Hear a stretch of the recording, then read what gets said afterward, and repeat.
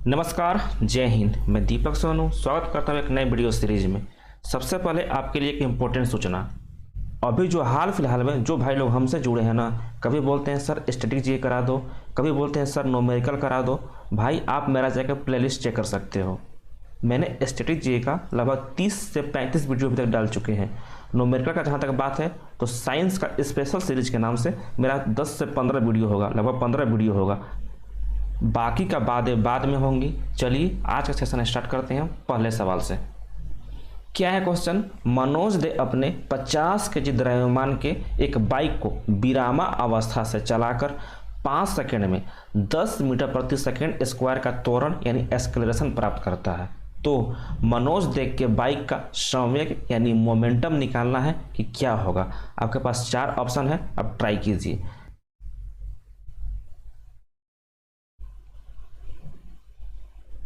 यहाँ पर पहले क्वेश्चन को समझना बहुत ज़रूरी है। मनोज दे के पास एक बाइक था जिसका द्रव्यमान कितना दिया है, 50 केजी का दिया हुआ है। मनोज उसको विरामा अवस्था से चालू करता है और 5 सेकंड में ही उसका एक्सेलरेशन कितना कर देता है, 10 मीटर प्रति सेकंड स्क्वायर कर देता है। तो उसका मोमेंटम निकालना है, संवेग निकालना है। तो पहले उसका मास लिख लीजिए, कितना दिया हुआ है, द्रव्यमान कितना दिया हुआ है, 50 केजी का दिया हुआ है। मनोज उस बाइक को विरामा अवस्था से स्टार्ट करता है यानी इनिशियल वेलोसिटी u बराबर क्या हो जाएगा, 0 हो जाएगा। और 5 सेकंड के बाद यानी टाइम दिया हुआ है आपका 5 सेकंड, क्या कर लेता है, उसका एक्सेलरेशन यानी त्वरण कितना हो जाता है, 10 मीटर प्रति सेकंड स्क्वायर हो जाता है।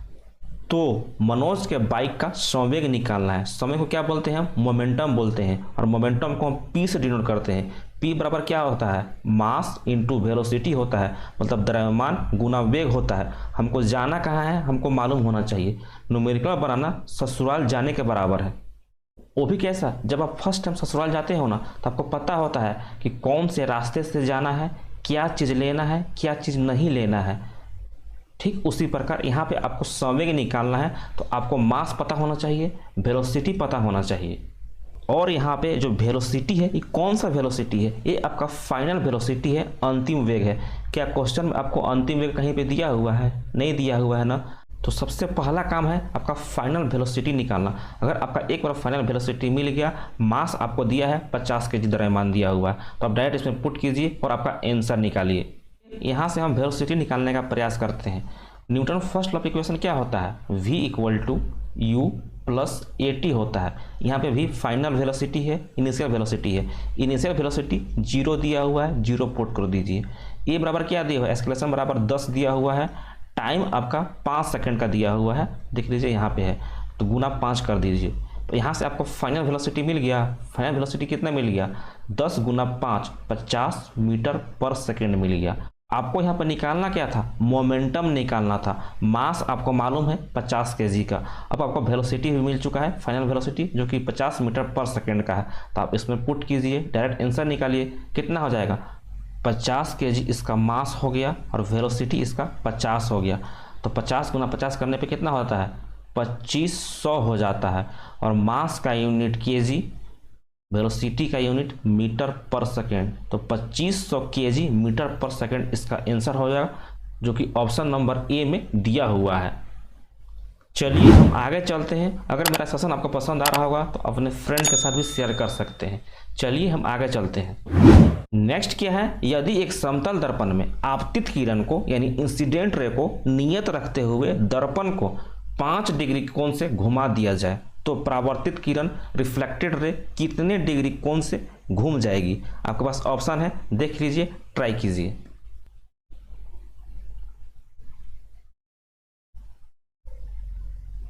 एक क्वेश्चन आपका प्लेन मिरर का यानी समतल दर्पण के प्रॉपर्टी पर डिपेंड है। अगर जिसको 4 का 4 प्रॉपर्टीज याद है ना समतल दर्पण का, वही कर सकता है, बाकी से बनने का बात नहीं है। आपको हम 4 प्रॉपर्टीज लगभग कितने टाइम बताए हैं, आज फिर से बता रहे हैं। अगर आप नोट करना चाहते हैं तो नोट कर लीजिएगा। पहला प्रॉपर्टीज क्या बताता है समतल दर्पण का, बताता है कि मान लीजिए आपका लंबाई 6 फीट का है, आप 6 फीट के हो, तो आपका पूरा प्रतिबिंब उस दर्पण में उतारने के लिए, समतल दर्पण में उतारने के लिए समतल दर्पण का मिनिमम हाइट 3 फीट का होना चाहिए। मतलब उस व्यक्ति का आधा लंबाई का होना चाहिए। दूसरा प्रॉपर्टीज क्या बताता है समतल दर्पण का, मान लीजिए ये आपका समतल दर्पण है, आप इस दर्पण के तरफ भी स्पीड से आ रहे हो तो आपका इस दर्पण में आपका इमेज 2v से मतलब 2 गुना स्पीड से आता हुआ प्रतीत होगा। समतल दर्पण का तीसरा प्रॉपर्टीज क्या बताता है, बताता है कि मान लीजिए ये आपका समतल दर्पण है तो कोई भी इंसिडेंट रे उस पर गिरती है, आपतित किरण गिरती है और ऐसे परावर्तित किरण निकल जाती है। तो अब क्या करो, जो समतल दर्पण है थोड़ा सा थीटा एंगल पर इसको घुमा दो और आपतित किरण को फिक्स रखो, ऐसे ही आने दो। तो परावर्तित किरण कैसे निकलेगी, मान लीजिए कि पहले थीटा डिग्री एंगल बनाती थी समतल दर्पण से, तो अब यह 2 थीटा डिग्री एंगल बनाएगी आपका प्लेन मिरर से, समतल दर्पण से। बस ये प्रॉपर्टीज है, आपको ध्यान में रखना है। इसी से वाला क्वेश्चन दिया हुआ है। जैसे देखिए एक समतल दर्पण में आपतित किरण जो इंसिडेंट रे है ना उसको नियत रखते हुए मतलब कांस्टेंट रखा गया है दोनों में, और दर्पण को यानी प्लेन मिरर को 5 डिग्री कोण से घुमा दिया गया है, यानी थीटा बराबर 5 डिग्री दिया हुआ है। तो परावर्तित किरण यानी रिफ्लेक्टेड रे कितने डिग्री एंगल से घूम जाएगी, तो 2 थीटा एंगल से, मतलब जितना एंगल से दर्पण घूमेगा ना उसका 2 गुना एंगल से उसका परावर्तित किरण घूम जाएगी। तो यहाँ पे 5 डिग्री है तो कितने डिग्री से घूम जाएगी, टोटल 10 डिग्री एंगल से घूम जाएगी। ये आपका प्रॉपर्टीज है। चौथा प्रॉपर्टीज क्या था, नंबर ऑफ इमेज, वो भी आपको नए पेज पर बता देते हैं। नंबर ऑफ इमेज निकालने के लिए समतल दर्पण में नंबर ऑफ इमेज मतलब कितने प्रतिबिंब बनते हैं उसके लिए फॉर्मूला होता है 360 अपॉन थीटा -1। मान लीजिए दो दर्पण के बीच, दो समतल दर्पण के बीच एंगल दे दिया कि 30 डिग्री का एंगल दोनों के बीच है, तो कितने नंबर ऑफ इमेज बनाएंगे ना, डायरेक्ट आप यहाँ पे पुट कीजिए, उसका आंसर निकालिए। ठीक है, तो 4 का 4 प्रॉपर्टीज आपको समतल दर्पण से याद होने चाहिए। अपने पेज पे अपने दीवार पे छाप के रखिए इसको। चलिए बाकी की हम बाद में करेंगे, अभी हम आगे चलते हैं। नेक्स्ट क्या है, पनडुब्बी के अंदर से बाहर की वस्तुओं को देखने के लिए निम्नलिखित में से किसका प्रयोग किया जाता है। ऑप्शन है एनीमोमीटर, टेलीस्कोप, टैकोमीटर या फिर periscope.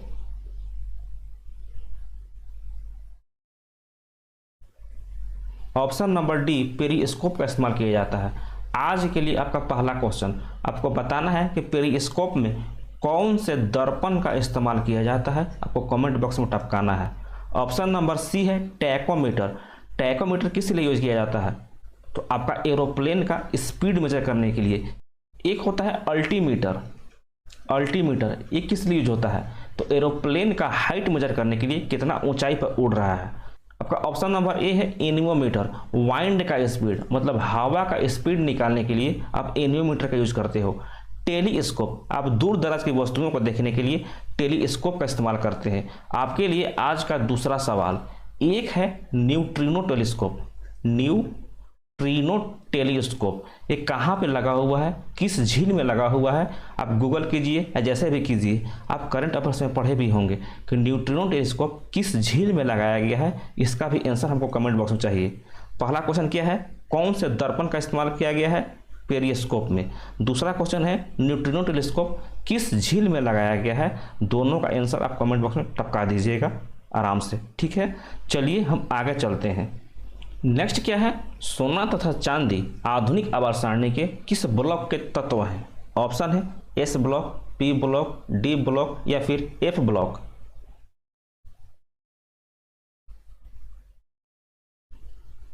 Option number C D block का एलिमेंट है। सोना का सिंबल क्या होता है, एयू होता है। चांदी का सिंबल क्या होता है, एजी होता है। एजी आपका अर्जेंटम से लिया गया है और एयू कहाँ से लिया गया है, ऑरम से लिया गया है। ध्यान में रखिएगा, एजी आपका ऑरम से और अर्जेंटम से एजी लिया गया है। आपको मैं ट्रिक बताया था दोनों का याद करने का, कैसे। अगर बीबी आराम से बोलेगी एजी बोलेगी तो आपको चांदी लेके आना है। अगर बीबी आपको गुस्सा होकर बोलेगी कि एयू तो आपको क्या लाना है, गोल्ड लाना है। इस तरह से याद कर सकते हैं। गोल्ड का एटॉमिक नंबर कितना होता है, परमाणु क्रमांक 79 होता है। चांदी का एटॉमिक नंबर कितना होता है, 47 होता है। दोनों के दोनों आपका डी ब्लॉक का एलिमेंट है, आपको हम बता चुके हैं। सिल्वर का ओर का नाम क्या है बता दीजिए आप। गोल्ड का ओर का नाम यानी अयस्क का क्या नाम है बता दीजिए। तो सिल्वर का ओर का नाम, अयस्क का नाम है अर्जेंटाइट। अर्जेंटाइट, अर्जेंटम नाम है ना, उसी से याद रखिएगा अर्जेंटाइट। एक होता है सिल्वेनाइट। सिल्वेनाइट। तो याद रखिएगा सिल्वेनाइट से सिल्वर में मत मार आ जाइएगा। सिल्वेनाइट एग्जाम्पल होता है और होता है किसका, गोल्ड का। याद रखिएगा सिल्वेनाइट और है गोल्ड का। एक और है कैल्वेराइट। सिल्वेनाइट और कैल्वेराइट दोनों अयस्क हैं, दोनों और है आपका गोल्ड का। चांदी आपका विद्युत का और ताप का दोनों का अच्छा चालक है, दोनों का अच्छा कंडक्टर है। आपको पता है कि जो गोल्ड होता है ना, इसका तन्यता, इसका डक्टिलिटी बहुत ही अच्छा होता है। 1 ग्राम सोने से आप 2 किलोमीटर लंबा तार बना सकते हैं। और डक्टिलिटी कैसा प्रॉपर्टीज है, कैसा गुण है धातु का, तार के रूप में, वायर के रूप में आसानी से खींच सकते हैं। डक्टिलिटी का बताया था आपको, अगर आप रीजनिंग पढ़े होंगे तो डी का अपोजिट लेटर होता है डब्लू, डक्टिलिटी से वायर में, ठीक है। और मेलेबिलिटी का मतलब क्या होता है, उसको पीट पीट कर चादर के रूप में कन्वर्ट कर देना। देख लीजिए ग्रुप नंबर 11 में यहाँ पे है आपका सिल्वर, यहाँ पे आपका गोल्ड, दोनों का दोनों आपका डीप ब्लॉक का एलिमेंट है। जहाँ से दिख रहा है ना ये लाल वाला पूरा आपका डीप ब्लॉक का एलिमेंट है। टोटल 40 एलिमेंट होते हैं। इधर वाला जितना दिख रहा है ना ये आपका पी ब्लॉक का एलिमेंट होते हैं। पी ब्लॉक में टोटल 37 एलिमेंट होते हैं। इधर वाला जितना दिख रहा है ना फर्स्ट ग्रुप और सेकेंड ग्रुप, ये आपका एस ब्लॉक का एलिमेंट है। और एस ब्लॉक में आपका 13 एलिमेंट होते हैं। जो नीचे दिख रहा है ना ये आपका एफ ब्लॉक का एलिमेंट है। और एफ ब्लॉक में टोटल आपका 28 एलिमेंट होते हैं। जो आपका लैंथेनम और एक्टिनम दिख रहा है ना ये दोनों को दोनों आपका डी ब्लॉक का एलिमेंट है। देखिए 56 के बाद 57 यहाँ पे आएगा लैंथेनम, और आपका 88 के बाद 89 एक्टिनम यहाँ पे आएगा। उसके बाद एटॉमिक नंबर 58 से लेकर 71 तक एफ ब्लॉक में 14 एलिमेंट आएंगे।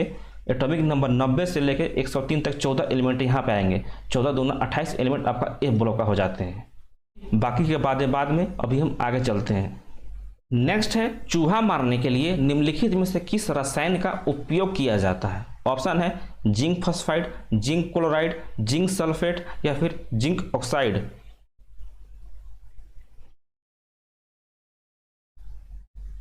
Option number A zinc phosphide का इस्तेमाल किया जाता है। चूहा मारने का दावा को हम क्या बोलते हैं, या फिर चूहा मारने का प्रोसेस को क्या बोलते हैं, एग्जाम में पूछता है तो रोडेंटोसाइड बोलते हैं।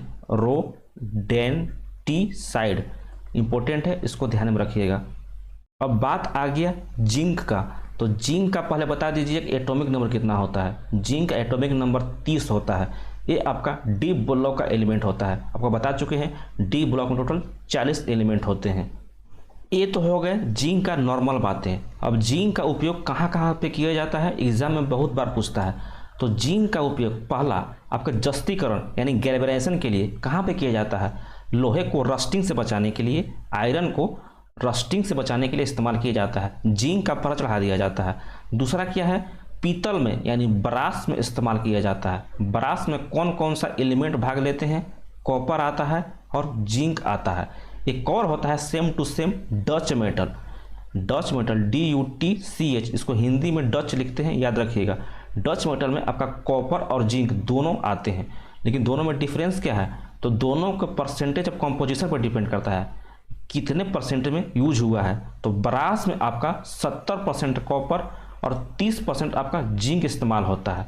वहीं पे आपका डच मेटल में कॉपर आपका 80% इस्तेमाल होता है, जिंक आपका 20% इस्तेमाल होता है।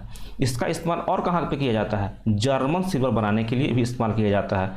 जर्मन सिल्वर में कौन कौन सा एलिमेंट यूज होता है, तो कॉपर यूज होता है, जिंक का इस्तेमाल किया जाता है, साथ साथ में निकेल का इस्तेमाल किया जाता है।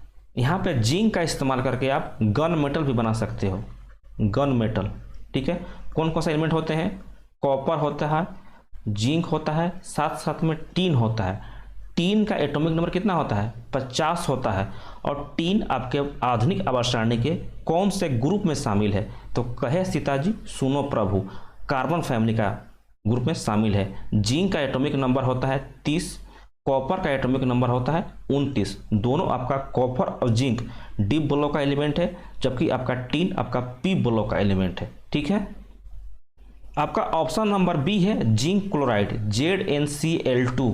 इसका इस्तेमाल कहाँ पे किया जाता है, तो लकड़ी देखते होंगे गांव देहात में लकड़ी खराब होने लगते हैं तो उस पर एक लेयर चढ़ा दिया जाता है जिंक क्लोराइड का, ठीक है। जिंक सल्फेट ZnSO4.7H2O, इसको हम बोलते हैं वाइट विट्रियोल यानी सफ़ेद कशिश बोलते हैं। नेक्स्ट ऑप्शन है जिंक ऑक्साइड, ZnO, ये आपका एम्फोटेरिक ऑक्साइड होता है यानी उभयधर्मी ऑक्साइड होता है, उभयधर्मी। अभय किसको बोलते हैं? अभय उसको बोलते हैं जिसको कोई डर नहीं हो। सेम उसी तरह बोलते हैं उभय। उभय का मतलब होता है इससे भी रिएक्शन करेगा, उससे भी रिएक्शन करेगा, यानी अम्ल से भी रिएक्शन करेगा, क्षार से भी रिएक्शन करेगा। उसको हम बोलते हैं एम्फोटेरिक ऑक्साइड या फिर उभयधर्मी ऑक्साइड। तो आपका जिंक ऑक्साइड उभयधर्मी ऑक्साइड का एग्जाम्पल है, एग्जाम में पूछते रहता है, ध्यान में रखिएगा। जिंक ऑक्साइड ZnO साथ साथ में आपका एल्युमिनियम ऑक्साइड, दोनों को ध्यान में रखिएगा, दोनों आपका एग्जाम्पल है उभयधर्मी ऑक्साइड का। अम्ल के साथ भी रिएक्शन करते हैं, क्षार के साथ भी रिएक्शन करते हैं। चलिए हम आगे चलते हैं। नेक्स्ट सवाल क्या है? निम्नलिखित में से किस रंग का प्रकाश की रोशनी में सबसे कम प्रकाश संश्लेषण का दर होगा? ऑप्शन है लाल, नीला, हरा या फिर पीला।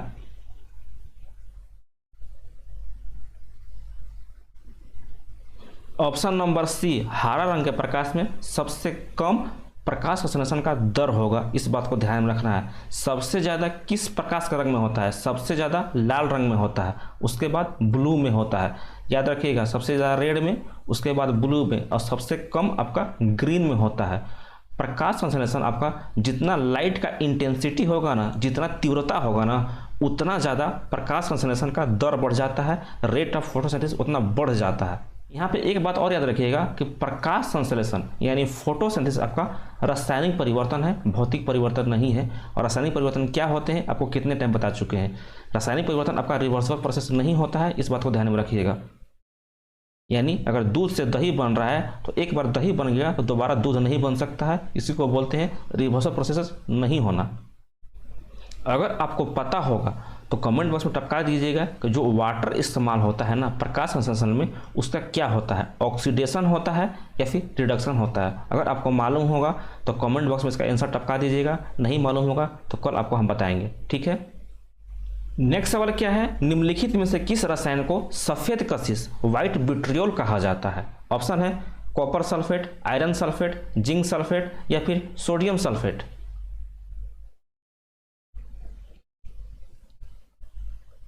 Option number C, zinc sulphate को बोलते हैं। जिंक सल्फेट का फार्मूला क्या होता है? ZnSO4.7H2 इसका फार्मूला होता है। इसको हम व्हाइट विट्रियोल के नाम से जानते हैं, सफ़ेद कशिश के नाम जानते हैं। आपका ऑप्शन नंबर ए है कॉपर सल्फेट, CuSO4.5H2O। किसका फार्मूला होता है? ब्लू विट्रियोल का होता है, यानी नीला थोथा को बोलते हैं। आपका ऑप्शन नंबर बी है आयरन सल्फेट, FeSO4.7H2O। ये किसका फार्मूला होता है? ग्रीन विट्रियोल का, मतलब हरा कशिश का। जो आपका ऑप्शन नंबर डी है सोडियम सल्फेट, Na2SO4.10H2O। ये किसका फार्मूला होता है? ये आपका ग्लोबल सॉल्ट का फार्मूला होता है। ग्लोबल सॉल्ट हिंदी में भी इसी देता है, ग्लोबल सॉल्ट लिख देता है। ग्लोबल लवण का फार्मूला क्या होता है? सोडियम सल्फेट .10H2O होता है। जैसे आपका सोडियम कार्बोनेट का फार्मूला होता है ना, Na2CO3.10H2O। किसका फार्मूला होता है? धावन सोडे का होता है, वाशिंग सोडे का फार्मूला होता है। पूछता है कि धावन सोडे के एक अणु में कितने अणु जल के होते हैं, तो 10 अणु होते हैं। ठीक उसी प्रकार पूछ सकता है यहाँ पर भी, कॉपर सल्फेट में कितने अणु जल के होते हैं, तो 5 अणु होते हैं। बाकी में सभी में आपका 7 होगा, लेकिन 10 अणु होंगे आपका सोडियम सल्फेट में और आपका सोडियम कार्बोनेट में। ये ऊपर का तीनों का याद करने का तरीका आपको पहले बता चुके हैं। देखिए, जिंक सल्फेट को हम व्हाइट विट्रियोल बोलते हैं, तो W के पास कौन सा लेटर आता है? Z आता है, आप ऐसे भी याद कर सकते हैं। ग्रीन विट्रियोल को नज़दीक में कौन सा आएगा? F आएगा, तो फेरस सल्फेट इसको हम बोल देंगे। ब्लू के नज़दीक में आपका C आएगा, तो कॉपर सल्फेट इसको हम बोलेंगे। कैसा याद करना है आप अपने हिसाब से कर सकते हैं। अगर आपको ट्रिक अच्छा लगा हो तो कोई बात नहीं है, इससे भी याद कर सकते हैं। नेक्स्ट क्या है और आज का लास्ट सवाल। अभी तक आप हमारे चैनल को सब्सक्राइब नहीं किए होंगे तो कर दीजिएगा, वीडियो को भी लाइक कर दीजिएगा। क्या है क्वेश्चन? निम्नलिखित में से किसे जस्ते का फूल कहते हैं? ऑप्शन है zinc chloride, zinc oxide, zinc sulphate या फिर जिंक फॉस्फाइड।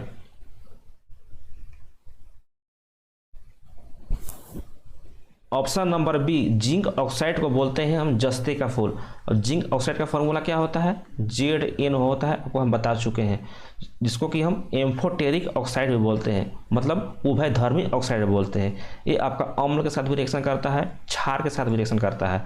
ZNO के साथ आप Al2O3 का भी याद रखिएगा, दोनों सवाल पूछता है, ज़्यादा इंपॉर्टेंट है एल्युमिनियम ऑक्साइड का। आपका ऑप्शन नंबर ए है जिंक क्लोराइड, ZnCl2। ZnCl2 इसका इस्तेमाल कहाँ पे किया जाता है, तो जब भी लकड़ी खराब होने लगते हैं ना, तो उस पर जिंक का परत चढ़ा दिया जाता है, जिंक क्लोराइड का। ऑप्शन नंबर सी है जिंक सल्फेट, ZnSO4.7H2O। जिंक के नज़दीक कौन सा है, W होता है, तो W से क्या बनेगा, वाइट विट्रियोल यानी सफ़ेद कशिश बोलेंगे। F के नज़दीक कौन सा होता है, तो आपका ग्रीन होता है, तो फेरस सल्फेट इसका फॉर्मूला हो जाएगा। ब्लू विट्रियोल होता है, उसके नज़दीक आपका कॉपर होता है, तो कॉपर सल्फेट हो जाएगा। Option number D, zinc phosphide का इस्तेमाल चूहा मारने के लिए रोडेंटोसाइड के रूप में इस्तेमाल किया जाता है, इंपॉर्टेंट है, याद रखिएगा। चलिए, आज का क्लास आपको कैसा लगा कमेंट बॉक्स में बता दीजिएगा। अगर आपको अच्छा लगा हो तो अपने फ्रेंड के साथ भी शेयर कर सकते हैं। चलिए, मिलते हैं कल आपसे रात को हम 8 बजे, तब तक के लिए अपना ध्यान रखिएगा। जय हिंद, जय भारत।